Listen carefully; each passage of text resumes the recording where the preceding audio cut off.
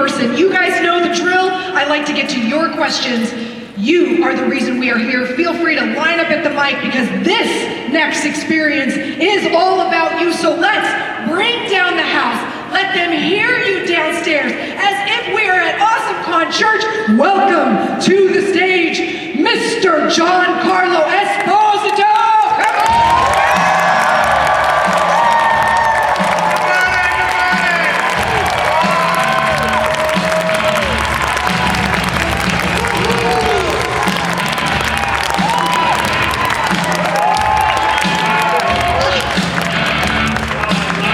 Great energy. Thank you. And so for people who know me, I do my best not to fangirl. Totally fangirl. Do you think in villain when you are in character, like, you know, if you're Italian, but you're speaking English, and you're thinking in Italian and converting, what is in your head when you play some of the most villainous characters that exist? You're so funny. I asked that question. I have an 18-year-old daughter, and she looks at me sometimes. She goes, I just want to know what you're thinking. I just want to know what's on that mind, what's in that brain of yours. You know, I have a way of dropping myself down through my yoga practice, and normally I think of just trying to listen to someone really closely, and when I'm in character, I try to judge every piece of that. And so I allow that to happen only when I'm in character. And sometimes I think, I had a friend years ago, when I stepped out of line, he would say to me, I'll kill you. I'll kill you.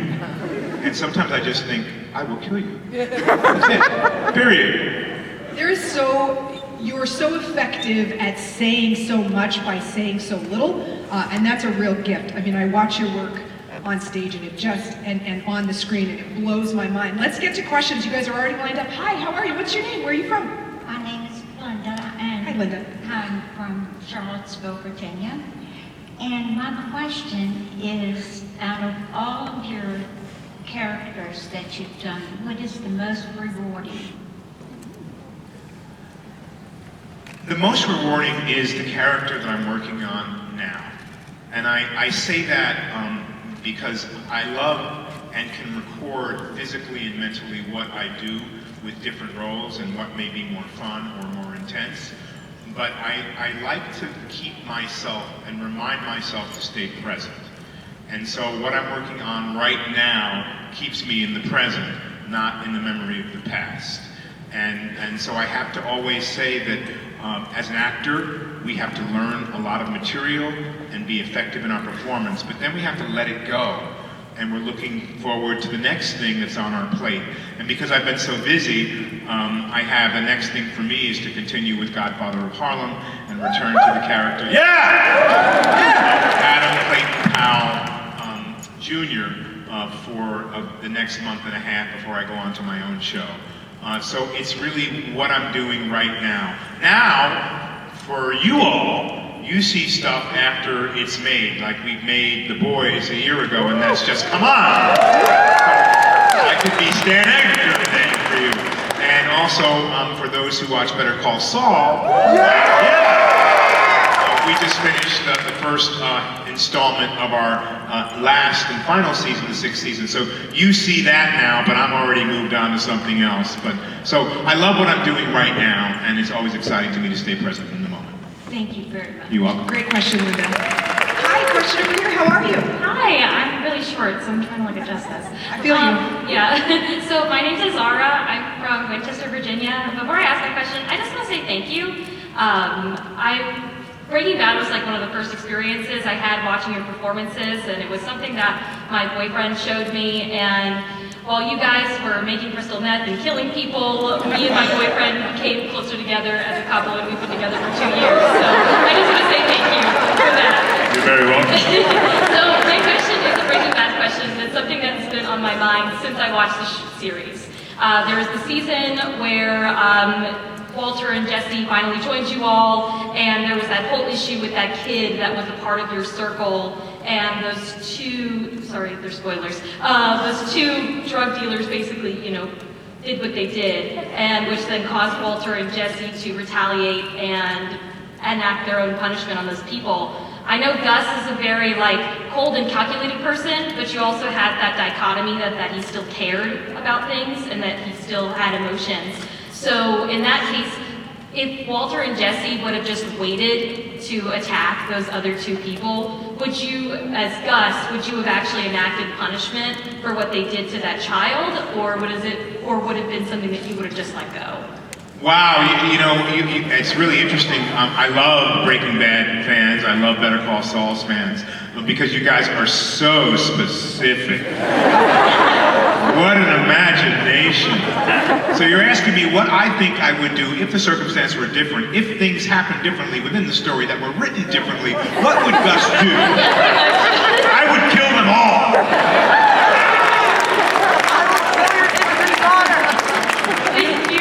You're welcome.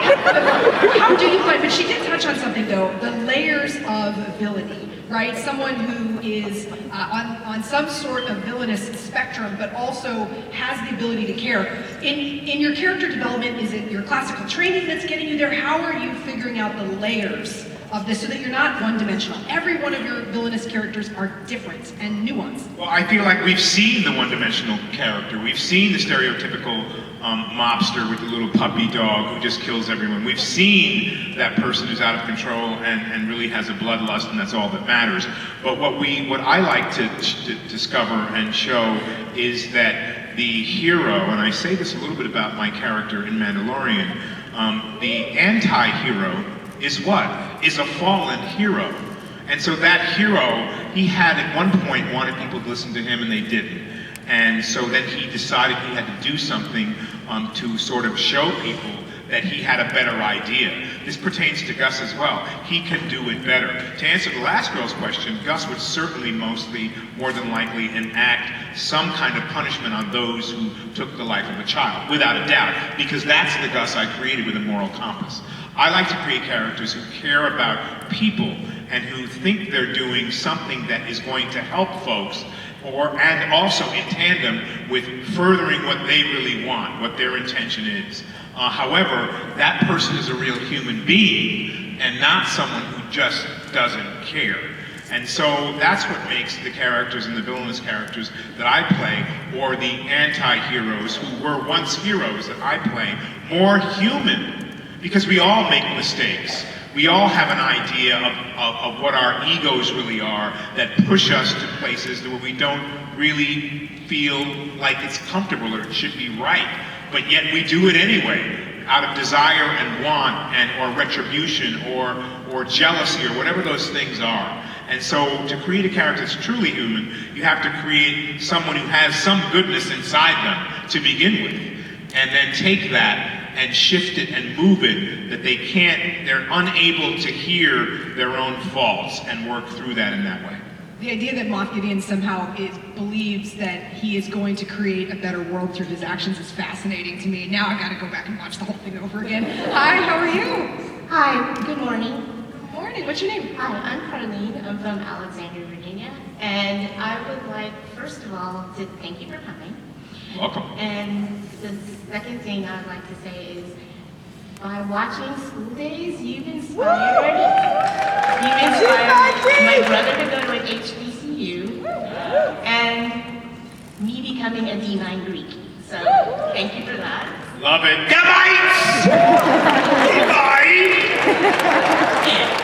My question is, how did you craft that character? Because he's a narcissist, and then you want to love him, but then you want to be with him. He's so multifaceted. Like, he's like one of my favorite characters in School Days.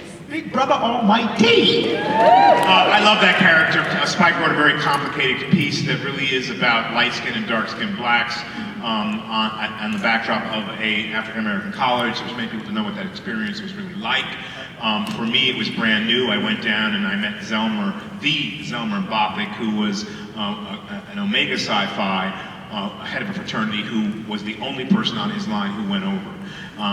Of course, that film inspired a rite of passage for so many African Americans in the way that Spike depicted it, but it was an education for me.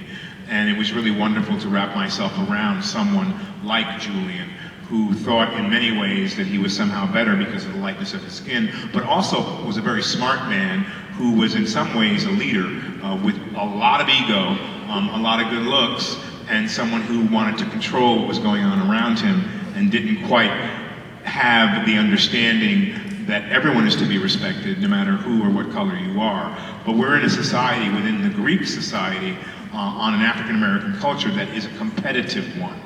And so let's not forget that Spike, in so many ways, is a coach. He's that wonderful basketball coach. He's a wonderful football coach. He's the guy that likes to see people compete to win. And that's a different idea than just meritocracy. That's the idea that, you know, all of the good looks and all of the physicality and all that could allow you to win. But aren't we in a world that's the same way? And so I really enjoyed playing that character, to be able to touch upon all those different colors of who Julian is on screen in that particular movie. Thank you. You're welcome. Thank you. Hi, how are you? Come on up. My name is Michael. You've written great performances across tons of films like Do the Right Thing, School Days, and shows like Breaking Bad, The Boys, and Mandalorian.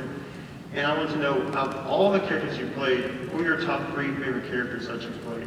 Oh, it's so interesting. I get asked that a lot, and and I hate to let people down with a non-answer. But I realize I have to be as honest as possible. There are characters that I feel like I've had more to do than other characters, that I excelled at in a different way, that I dropped to a point where I connected on a soul level, in a deeper depth. Okay, so timing is everything. Our time in life, when the door opens, are we ready to walk through it?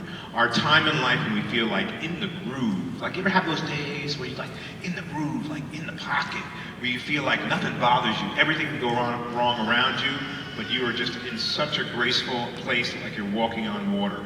That happens with actors when you meet a role that has all of the elements that agree with you.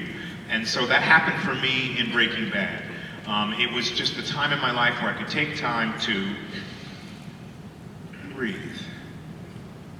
I recognized there was great writing. I could take the time to not want to change that writing because I couldn't make it better. But how could I control the chaos? How could I control the pressure within me that wants to give you an answer? We're in a society where people are asked a question and we're expected to have an answer like that, without even thinking about it. And I attest that if you take the time, you hear that space? To let the space of the universe allow and afford you a moment to think and feel and put your answer together, you would be much more truthful, organically real, and honest than you ever have been before, because you're giving yourself that gift. Moff Gideon. I get the comparison between Moff and between Breaking Bad and Better Call Saul. Moff Gideon, I'm like a kid. As intense, possibly, a little bit more strident as someone who wants to control the chaos. Not as calculated as Gus, but a whole hell of a lot more fun. So I love that, because one of the prerequisites for me when John said, I have a role for you, was just give me a cape, baby, and I'm done. So to answer your question honestly, you mentioned one other. What was the other show you mentioned? The Boys. The Boys. Oh, another. So I always wanted to play a company man. Gus is his own man. Moff Gideon is his own galactic star who has to deal with a board of people and manipulate them to get them to do what he wants. Stan Edgar is the face behind Vought. So I hate company men. But I hate them, because they're just like, they just do it. Oh, no, I'm very sorry, but your card will have to work. No, I'm sorry, we can't give you a refund. No, the company says. I hate that. I always want to question authority. But yeah, baby,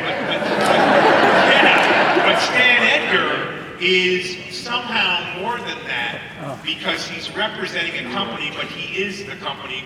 He's the face of the company that you see. And he's faced with people who could just, like Homelander, could just laser him. But somehow he has enough gravitas to not be afraid and to put him in his place and to tell him, look, don't be a child. Just do what I tell you to do. You know, go out and make your appearance. You know, so he has a power of his own. So all three of those characters I really love. I can't just finger one that really works for me now, but in the moment of me playing each of them work for me like gangbusters. Thank you for your question. How are you? What's your name? Hi, my name is Connor from Leesburg, Virginia. Hey, Connor. Good morning, and why do you want baby Grogu so much? I will squash that little big-eared bastard. So I have to create a space, and that's a great question. A lot of people ask me, where I feel like all of you matter more than what I want. And so I believe very simply that Mom, and I have to leave this for myself, it may not even be true, but as an actor you give yourself something real to play for a purpose and a reason. And I believe he wants Grogu, Baby Yoda, so that he can test that baby and be able to harness some of the power that child has. He wants to learn about it so he can share it, maybe just for himself, but maybe with the world. Because this baby is special and he wants to study it and know how it got to be special. Thank you, have a good day. You're welcome, you too. You have a good day. Hi, come on up, a question. Hi, I'm Maria from Los Angeles. Hi. And I'm Jay from Omaha, Nebraska. So we had a question. In addition to all the great work you've done, we really like the work you did in a movie called The Show, where you were an actor and a director. And we just wanted to know if how your experience was as a director and an actor in a project, and if you look to do more directing. Wow, I'm so happy you saw that film. It was very special to me. It was a 4-year labor of love to make it. It was titled This Is Your Death. And it was a film that was really an examination of our idea of entertainment.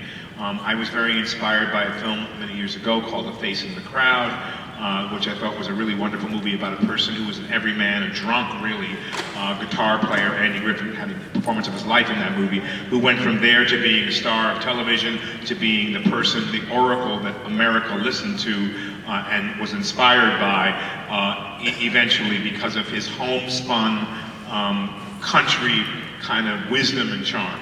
And it's all about the television industry. It's a powerful movie, This Is Your Death, but it's about people who've come to the end of their existence and take their life on national television for a reason, for money, for a prize. And it reminded me of maybe where we're going today in our world, where human life is not regarded in a valuable way. So the film itself, again, it was a 4 or 5 year labor of love, was a compilation of scenes, and I wanted a story behind it. Josh Duhamel came on for the ride, Famke Janssen, James Franco did a cameo for me, and I also had the starring role. It's about an everyman who's trying to make it and can't, and Mason is working at the studio and is failing in his life and everything else, and decides the only way for his family to survive would be for him to become a contestant on the show and win, so that they would get the $1 million and could live a beautiful life as he was gone. It's a very special film to me because I went bankrupt in Connecticut with my former wife and family, and was thinking that the best way for me to have them have a life, and I had already been acting for years, everything went south, and I was at the bottom of the barrel and nothing was happening. And I thought, well, my former wife was in insurance, and I thought if I got someone to take me out, then they would get the policy and they'd be able to survive.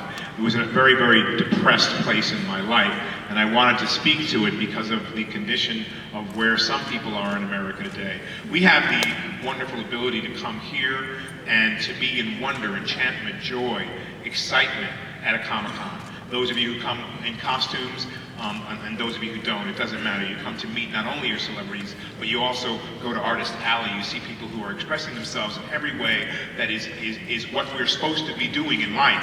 And even though it's a weekend getaway, it's probably one of the best weekend getaways you could ever have. To be in that joy and wonder of a child. Again, as we get older, we get a little bit jaded, we change our focus, we change our thought about who we are. I'm just a big kid. So This Is Your Death was a film that wanted to express the feelings of where do we go from here when you're at the end of your road. You know where we go? We lift each other up. We find ways to help each other. We find ways to not let someone fall through the cracks. And that takes a collective thinking on all of our parts that can change the world in which we live. It could change our America. Let's start with America first. This place we call America is a mess right now, and we need help. We need to figure out how to convince our elected officials to ban firearms and ban guns. It has to happen. Otherwise, we're losing our children, and they are our future. They are further along than we are to be able to extend this idea of compassion, understanding, and the idea that we can be a different society. And other governments in the world immediately have taken steps to do this, and we haven't. Now, I understand, there may be even people in the audience who understand as well the opposite side of it. There is a flip side, but right now it's out of hand. And we have to try to find a way to bring people together to say we want to preserve our lives. Because this issue is in the way of a bigger issue, as big an issue, which is the environment, right? If we don't do something now, we lose the world. So my film was the beginning of some statements I'd like to make as a director in a film. I love directing. I directed episode 606, Axe and Grind of Better Call Saul. I hope you all realize that and enjoy it. But me, as an artist, just to finish, as an artist, I feel a responsibility to speak to large issues in our community, in our world, that would reflect some kind of hope that we can survive, but first we have to come together as a unit, as people, beyond race, color, creed, and origin, to be able to do things that will allow people to wake up. It's time to wake up, and the time is now.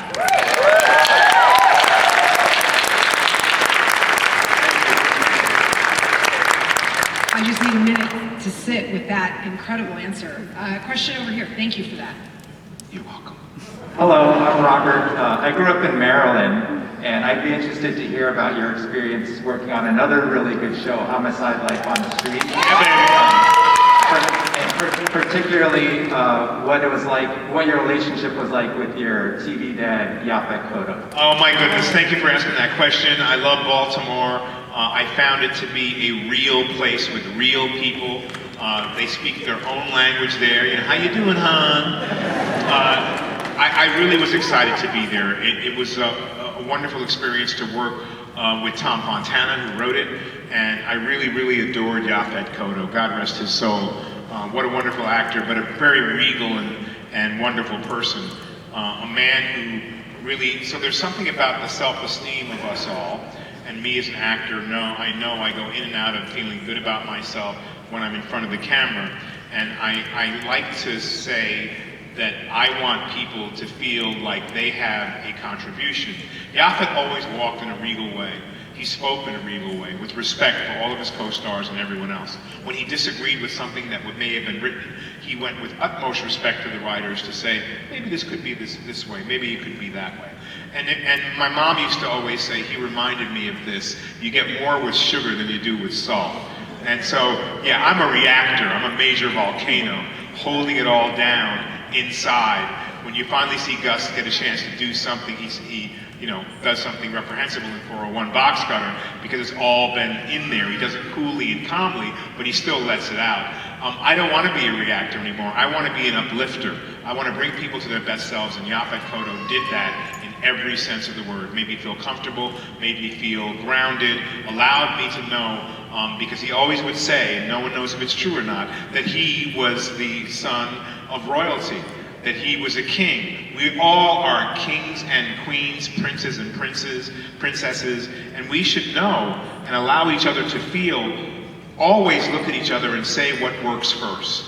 As an acting teacher, I say what works. What works for me about who you are? What works for me about what you display about yourself? And then what could be cultivated further? Nice way of saying, suggestion from what I see, this could be cultivated a little bit more. So that it's a loving, kind, and graceful way of lifting someone up. You would want me to be my best self.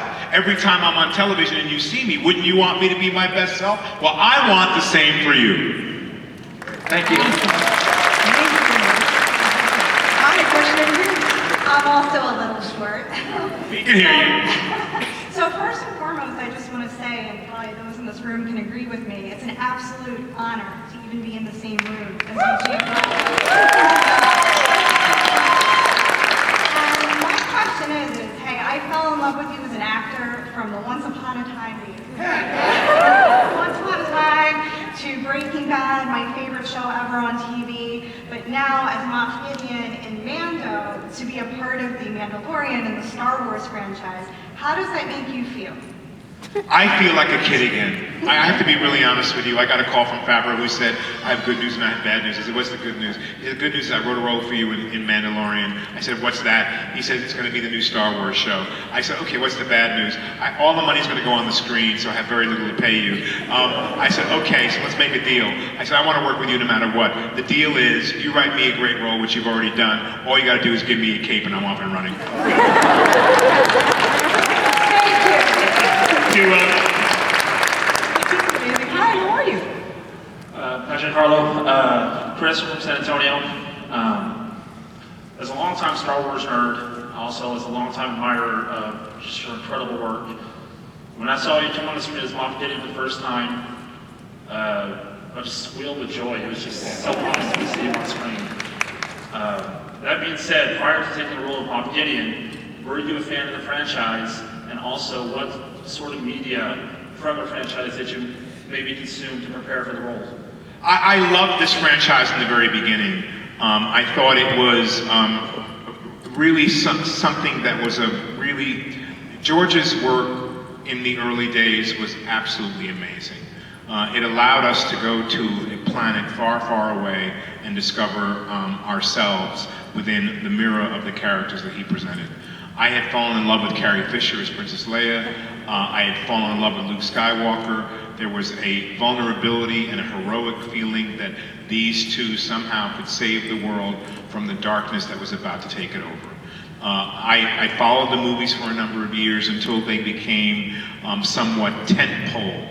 And when I say tentpole, it means more Hollywood box office, trying to make a movie that would bring people in to create a large amount of box office. And then I started to lose it. I loved the mechanical characters that were so real, that were able to guide human beings. We're coming to that time in our period now, robots, R2-D2, all these different elements of mechanical beings who had some kind of wisdom. What I really missed was the idea that George had connected to the idea of the power of myth. These stories are mythological, and that within that mythology, we're able to see, almost like Once Upon a Time, which were grim story tales. This story allowed us to be heroes through many characters depicted within it, and the power of myth was really talked about for the first time in a real clear way in America by Joseph Campbell. And George Lucas was a friend of Joseph Campbell's. So all this mythology really affected George. And it's the fodder of great storytelling that we can look at these stories and go, I can do that. I can be that. I can encompass and embody that kind of life if I choose that. Now, that can be your life and my life in smaller increments. So it lost me for a while, and when I started to read Mandalorian and I became a part of it, it's changed my life. Because all of a sudden I'm reminded, all we need is for our best friends to go, hey, remember when you dreamt you had this dream? I write down sometimes on my autographs, dream big, especially for those who come for an autograph for Once Upon a Time.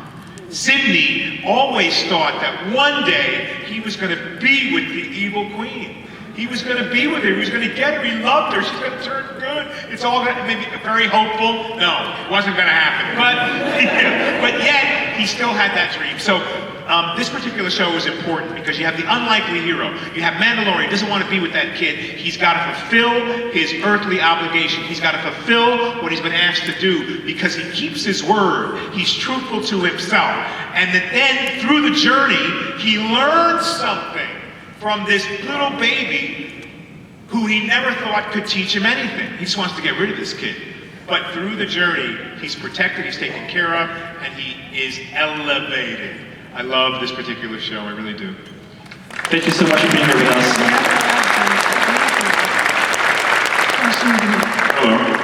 Hi there. Hi, my name is Carlos, and I'm from Aberdeen, Maryland. My question for you is, throughout your entire career, did you ever feel the need for mentorship? And if you did, how did you go about gaining those relationships? It's a great question. You know, sometimes we need help, and I sometimes am someone who is, it's difficult to ask for help. I started when I was 7 years old, and I had many mentors who came to me in a natural way. One of the first was a drummer named Babafumi Akunya, who was from Africa and who played drums in our show, and some of the things that came out of his mouth were really ancient in many ways. I think of him, I don't know why today, he gave me a little kernel of wisdom. James Earl Jones was another really wonderful mentor to me, a guy who learned his script backwards and forwards and had all the emotion of it, and you go in his dressing room and he has a stack of books and newspapers. I'd be in my dressing room with just the script for the play. On his breaks in between shows, he's reading all this other prose. So it made me understand how prolific he was in regard to the amount of information he could take in. A wonderful performer. I knew his father before him. I ran the New York City Marathon with Robert Earl Jones, his dad, many years ago. So he was another mentor. Look, you can seek out a mentor, and you probably should. Good advice is hard to come by with someone who really cares about you. I had an 8th grade school teacher who for many years was a mentor of mine, and said things that helped me and things that also didn't help me, that allowed me to think realistically. I went bankrupt, I went to her to borrow money, she said, I'll give it to you. She said, oh my gosh, you should have never had 4 kids. And I went, excuse me? She said, I feel so sorry for you. You're never gonna recover, you're a couple of $1 million in debt. And I was shocked, because she was my teacher and I regarded her as a mentor. But even that taught me something. And I said to her, I'm in the one business that I can recover. Somehow I can recover. I'm not looking to be a star, I'm looking to be a journeyman actor. I know I can recover. Shirley Rich, casting director. It's the last example I give you. I went up for a film called Taps, and she said to me, she looked at me and shook her head and said, Giancarlo, you really have to learn how to act. I was crushed. I was crushed. And she said, well, let me qualify that. You need to learn how to act for the screen. You've been on stage. You know, everything's hitting the last row. Hey! Right? You're too big. You have to bring it down. It was for a movie called Taps. George C. Scott, Timothy Hutton. Yeah, baby. And I didn't get it. And I walked out and I was crushed. She said, I suggest you go do some plays. I left. I went and did a play at the Eagle Ensemble Company, which I won the Obie Award for, straight drama. I left and I went down to Henry Street Settlement, did 2 more dramas. A year later, I got a call. Shirley Rich wants to see you for this movie called Taps. I said, this is a deja vu. I said, that movie was already done. They said, nope, they postponed it. It wasn't done. They want to see you again. I went in and read for Shirley. She looked at me and she went, what did you do? I said, I did what you told me to do. See, you can't lead unless you can follow. You can't lead unless you can follow orders.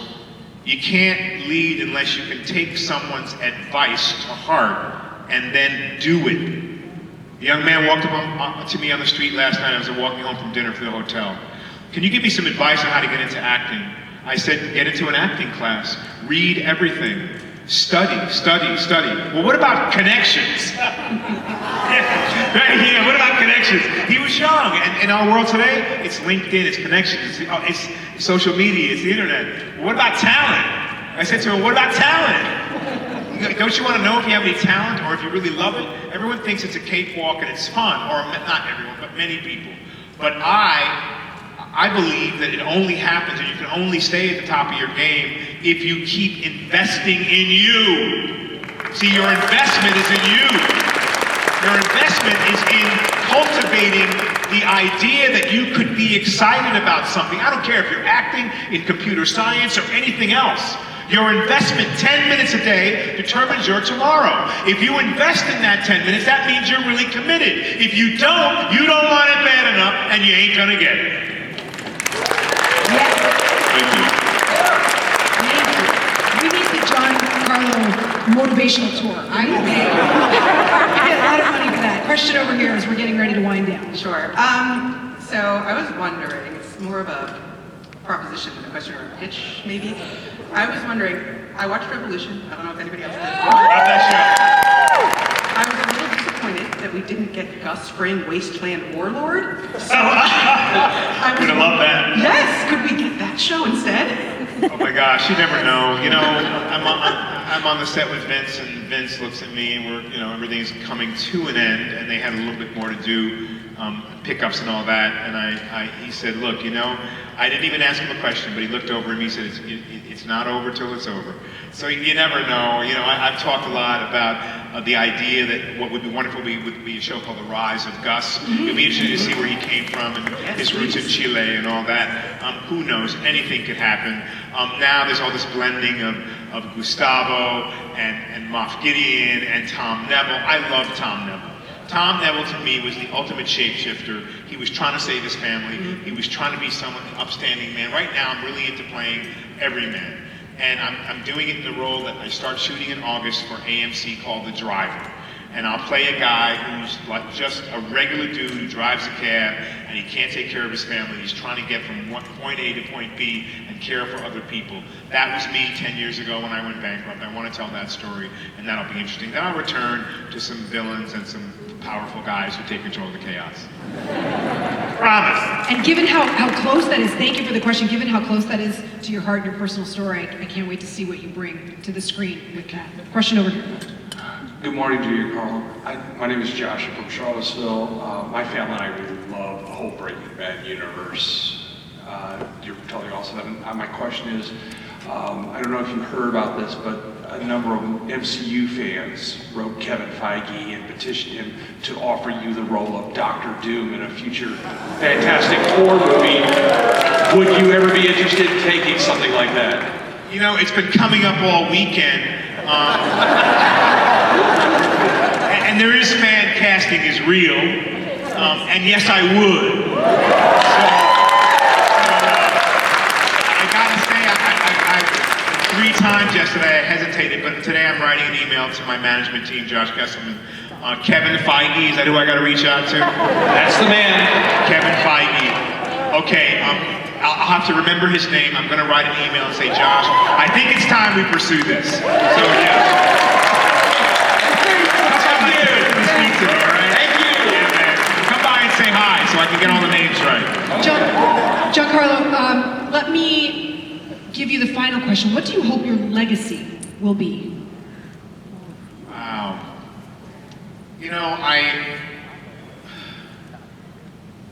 love what I do. And I'm hoping that my legacy will be that I've lived a full life and I've worked diligently to cultivate my talent and craft, to be an example for others that the world can be better, and to uplift them and lift them to new heights in championing them. You know, we have to be the champion of ourselves, but I want to champion all of you for all the good work you do on you, so that you're able to lift other people up in a new, original, and beautiful way. I used to think I just wanted to be regarded as this star, great, wonderful actor, but I realized there's no separation between my life and what I do. And if I really exemplify who I really am, then I would know in my heart the words I often say, is that you're not who you think you are. You have the ability to soar. You have the ability to be all that you ever wanted to be. Intention is everything in guiding you and bringing you to the voice that is originally who you are inside. And that gift has a lot to offer people. So in my legacy, I'm hoping that they would look and see that I lived a life, especially the second half of my life, that was more to be in service, that was more about the I, more about the we and the us than the I and the me. So think about it. To be about the we and the us is to be in service, to uplifting, being a partner, being a compassionate partner in our community, our society, and our world. But we're told that I want this, and that I can do this, and that it's all about me, from advertising to making money to being in a queue that you want to get in front of somebody for. And I tell you, as you start to mature in your lives and you start to understand that we are all in this together, And there's nothing else that means anything or that matters. And so I hope that in the end, my legacy will be that I have been a connector, an uplifter, and someone who believes in you, and someone who believes in me, and someone who believes that we can change the world.